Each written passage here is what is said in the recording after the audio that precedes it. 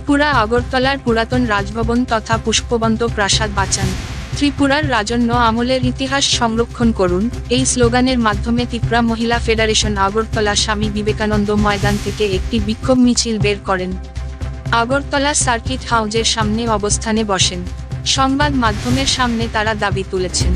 দেখুন, আজকে আমাদের একটি মুদ্রা, সেটা হচ্ছে সে 1917 সালে তৈরি করা, নির্মাণ করা আমাদের লেট মহারাজা বীরেন্দ্র কিশোর দেববর্মার যে স্মৃতি, যে রাজভবন, যেটা এতদিন পর্যন্ত অর্থাৎ 2018 পর্যন্ত, সে 1949 থেকে অর্থাৎ ভারতের সঙ্গে মার্চ হওয়ার পর থেকে সেটা রাজ্যপালের থাকার জন্য গড়টা দেওয়া হয়েছিল, যেটা রাজপ্রসাদ।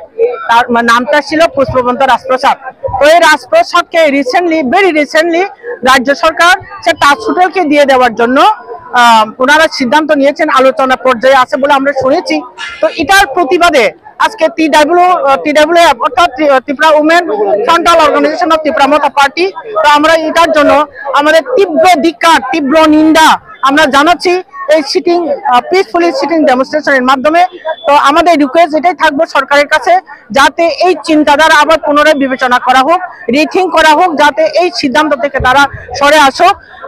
এটার পরিবর্তে আমাদের সেই রাজপ্রসাদ পুষ্পবন্ত প্রাসাদকে আরো সুন্দরভাবে প্রিজার্ভ করে রাখা হোক, সেটা ছিল আমাদের মহারাজাদের স্মৃতি।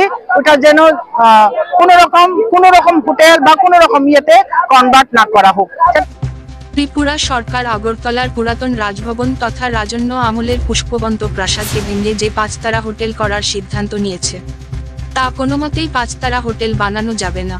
1917 সালে ত্রিপুরার মহারাজা বীরেন্দ্র কিশোর মাণিক্য বাহাদুর কর্তৃক তৈরি হওয়া এই প্রাসাদে হোটেল তৈরি না করে প্রাসাদটিকে সংরক্ষণ করার দাবি জানান তারা। মৃন্ময় নস্করের রিপোর্ট, জেলার বার্তা।